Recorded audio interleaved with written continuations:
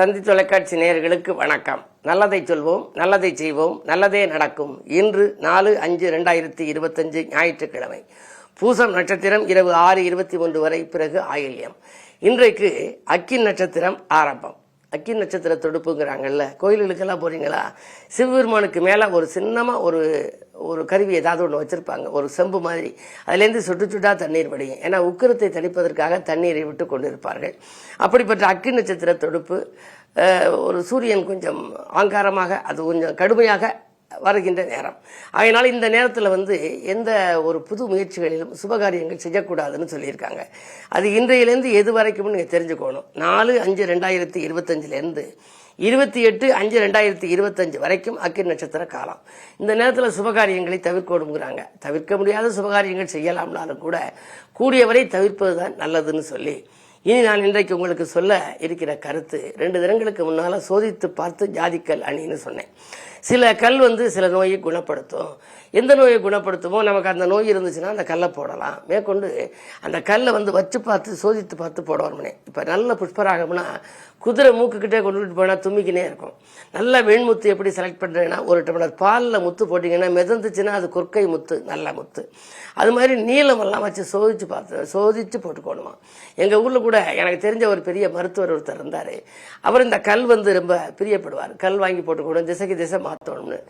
அவர் திடீர்னு என்ன பண்ணார், ஒரு நாள் நீலக்கல் வேணும், சனியை சாரமாயிருச்சுன்னு சொல்லி கேட்டிருந்தார். ஒருத்தர் கொண்டு நீலக்கல் கொடுத்தாரு. அப்போ நான் அங்கே அவரோட பேசிக்கிட்டு இருந்தேன். இந்த நீலக்கல் அவர் என்ன சொன்னார், கொடுத்தவர், நீங்கள் முதல்ல பணம் தர்றதுக்கு முன்னாடி ஒரு வாரம் வச்சிருந்து பாருங்க, உங்களுக்கு எப்படி இருக்கு, நல்லா இருக்கான்னு பாருங்க, நல்லா இருந்தா வாங்கிங்க அப்படின்னாரு. அந்த காலத்தில் அப்படி சொல்லுவாங்க, இந்த காலத்தில் அப்படி சொல்ல முடியாது. வேணும்னா வாங்கிங்க, இல்லாட்டி போங்க அப்படின்றாங்க. அவர் வாங்கி பைக்குள்ள வச்சுக்கிட்டு ஸ்கூட்டர் எடுத்துக்கிட்டு வீடு விட்டு கிளம்பினார். பின்னாடி மனைவியை உட்கார சொன்னார். மனைவி அந்த ஸ்கூட்டரில் பின்பக்கம் உட்கார்ந்துச்சு. உட்கார போது அதனுடைய சேலையினுடைய அந்த தலைப்பகுதி என்ன பண்ணுச்சுன்னா சக்கரத்தில் சுற்றிக்கிட்டுருச்சு. கொஞ்சம் தூரம் போனதுலேயே அப்படி உருண்டு எல்லா 2 பேருமே கொஞ்சம் விபத்தாகி தப்பிச்சுட்டான்னு வச்சுங்க. இருந்தாலும் கூட அந்த நீலக்கல் வச்ச உடனேயே அது மாதிரி ஒரு ஆபத்து அவருக்கு வந்துருச்சு. உடனே இந்த நீலக்கல்ல என்ன பண்ணாரு, அதை கொடுத்தவர் வீதியில் போய்கிட்டு இருந்தார். உடனே கத்தி கூப்பிட்டு அவர் கையிலே கொடுத்துட்டாரு. இது எதுக்கு சொல்றேன் அப்படின்னா, சில கற்கள் வச்ச உடனே நல்லா இருக்கும். ஆனால் அதே நீளம் எனக்கு தெரிஞ்ச ஒருத்தர் ரியல் எஸ்டேட் பண்றவர் என்ன பண்ணாரு, நிறைய சொத்துக்களாக வாங்கி போட்டாரு. ஆனால் வட்டி கட்டவே முடியலை. என்ன பண்ணுச்சு, இந்த கல் எது போட்டுக்கலாம்னு கேட்டார். அவருக்கு அப்போ சனி புத்தி நடந்துச்சு. சனி ஆதிக்கம் இருக்குது, லக்னத்துலேயும் உங்களுக்கு சனி இருக்குது, உச்சமாக இருக்குது, நீங்கள் சனிக்கு நீளம் போட்டுக்கேன்னு சொன்னேன். வாங்கி கொண்டு வச்சார்ல. வச்ச அன்னைக்கு என்ன ஆனிச்சுன்னா, அவர் இருந்த பகுதியை மாநகராட்சியாக மாற்றிட்டாங்க. ஒரு பங்கு இருந்த நிலமெல்லாம் பல மடங்கு விலை வந்துருச்சு. இன்றைக்கு பெரிய கோடீஸ்வரர் ஆயிட்டார். காரணம், நன்மை செய்யக்கூடியதும் அதே கல். அதே நேரம் நம்பி அவர் வைக்கிற போது சில சமயங்களில் இடையூறுகளையும் செய்யும். அதனால நம்ம நட்சத்திர அந்த நவரத்தினங்கள் நம்மை சோதிப்பதற்கு முன்னால் நாம் அதை சோதித்து பார்த்து வாங்க வேண்டும்னு ஒரு சிலர் சொல்லுவாங்க.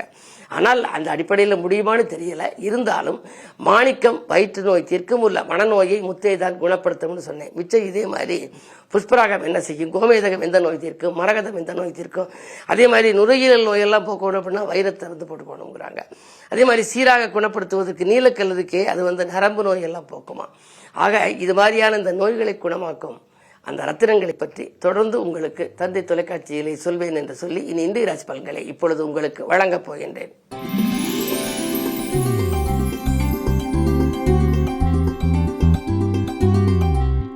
மேசராசி நேயர்களே, உங்களுக்கெல்லாம் இன்று தெய்வீக நாட்டம் அதிகரிக்கும் நாள். பணியாளர்களிடம் கொஞ்சம் பக்குவமாக நடந்து கொள்ள வேண்டும். சில பணிகள் பாதியிலேயே நிற்கலாம்.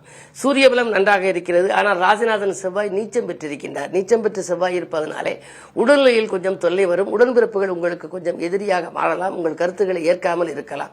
எனவே கொஞ்சம் விட்டுக் கொடுத்து செல்ல வேண்டிய நாள் என்பதை நினைவில் கொள்ளுங்கள்.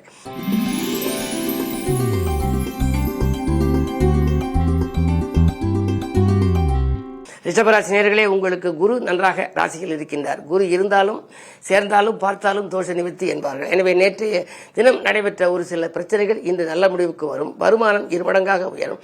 வளர்ச்சிக்கு நண்பர்கள் வழிகாட்டுவார்கள். புதிய தொழில் தொடங்கும் வாய்ப்புகள் கைகூடலாம்.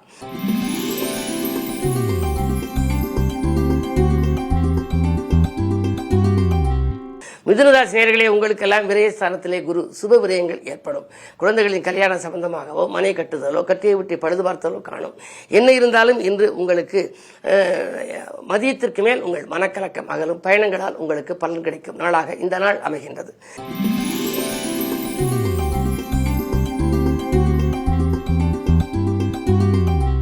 கடகராசி நேயர்களே, ராசியிலேயே சந்திரன் செவ்வாயோடு இருக்கின்றார். சந்திர மங்கள யோகம். இல்லத்திலே மங்கள ஓசை கேட்கவில்லையே என்ற கவலை அகலும். தேக்க நிலை மாறி தெளிவு பிறக்கும். நீங்கள் நேற்று செய்ய மறந்தபடியே இன்று செய்து முடிப்பீர்கள். யாருக்கேனும் தொகை வாங்கி கொடுத்திருந்தால் அந்த தொகை வந்து சேரலாம். இடமாற்றங்கள் இனிமை தரும் விதம் அமையும் நாள் இந்த நாள்.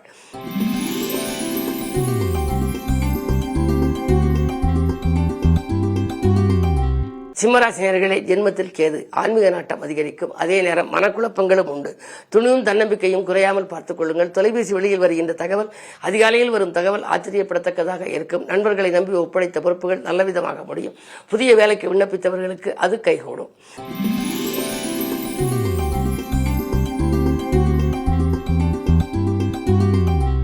கன்னிராசி நேயர்களே, உங்களுக்கெல்லாம் ஒப்பந்தங்களில் கையெழுத்திட்டு உள்ளமைகளும் நாள். இன்று அற்புதமான வாய்ப்பு உங்களை தேடி வரப்போகின்றது. உயர் பதவி உங்களுக்கு கிடைக்கலாம். உத்தியோகத்தை பொறுத்தவரை உங்கள் கை ஓங்கும்.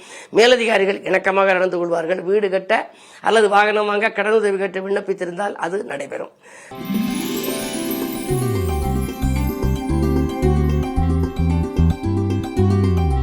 துலாம் ராசி நேயர்களே, உங்களுக்கெல்லாம் வாக்குவாதங்களை தவிர்த்து வளம் காண வேண்டிய நாள். இன்று தேக்க நிலை மாறி தெளிவு பிறக்க வேண்டுமானால் நீங்கள் துணிவும் தன்னம்பிக்கையும் உங்களை மேற்கொள்ள வேண்டும். அது மட்டுமல்ல, இன்று விடுமுறை நாளாக இருந்தால் கூட உங்களுடைய விருப்பங்கள் நிறைவேறுவதில் கொஞ்சம் சிக்கல்கள் ஏற்படலாம். மேலதிகாரிகள் உங்களுக்கு ஏதேனும் வேலையை தொலைபேசி வாயிலாக தெரிவிப்பார்கள். என்ன இருந்தாலும் இன்று கொஞ்சம் இக்கட்டான சூழ்நிலை நிலவும். அதிகாலை நேரத்திலேயே உங்களுக்கு அலைபேசி வழியில் வருகிற தகவல் அதிர்ச்சி தரக்கூடியதாக கூட இருக்கலாம். இன்று உங்களுக்கு குறிப்பாக இன்றைக்கு ஞாயிற்றுக்கிழமை என்பதனாலே சிவபெருமான் வழிபாடு சிறப்பான வாழ்க்கையை அமைத்துக் கொடுக்கும்.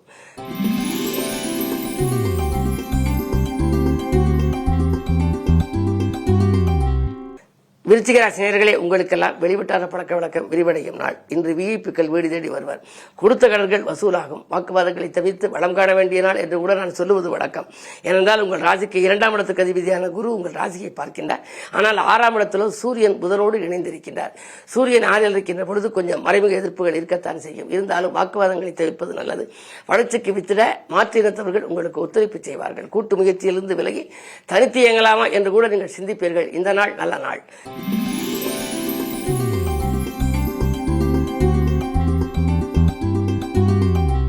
தனுசு ராசி நேயர்களே, சந்திராஷ்டமம். எதை செய்தாலும் யோசித்தும் இறைவனை பூஜித்தும் செய்ய வேண்டும். அருகில் இருப்பவர்களின் அனுசரிப்பு கொஞ்சம் குறையலாம். நினைத்தது நிறைவேறவில்லையே என்று கவலைப்படுவீர்கள். விலை உயர்ந்த பொருட்களை கையாளுகிற பொழுது கொஞ்சம் கவனம் தேவை.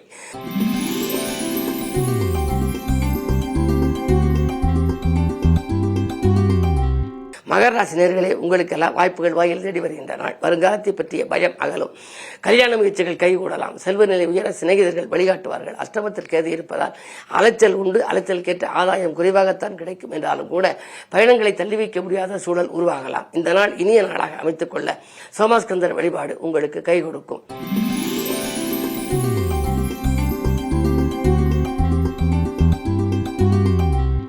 கும்பராசி நேயர்களே, ராசியிலேயே சனி ராகு சேர்க்கை. எனவே இருக்கும் இடத்திலேயே எண்ணற்ற பிரச்சனைகள் வரலாம். மனக்கவலைகள் அதிகரிக்கும். உறவினரும் நண்பர்களும் உங்களுக்கு கவலை தரும் விதத்திலே சில தகவல்களை கொடுக்கலாம். என்ன இருந்தாலும் நீங்கள் செய்யும் பணியில் உங்களுக்கு மனதை உறுதியாக செலுத்த இயலாது. இன்று 4ஆம் இடத்திலும் குரு இருக்கின்றார். எனவே ஆரோக்கிய தொல்லைகளும் உண்டு. மூட்டு வலி, முழங்கால் வலி என்று வரலாம். சிறு தொல்லைகள் வந்தாலும் நீங்கள் மருத்துவ ஆலோசனை பெறுவது நல்லது. இன்று மருத்துவ செலவும் உண்டு. மனக்கலக்கமகல உங்களுக்கு குலதெய்வ வழிபாடு கை கொடுக்கும்.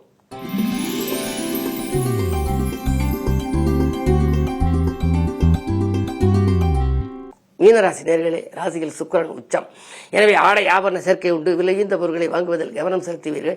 அலைபேசி வழியில் வரும் தகவல் அனுகூலமான தகவலாக இருக்கும். புதிய ஒப்பந்தங்கள் அடுக்கடுக்காக வரலாம்.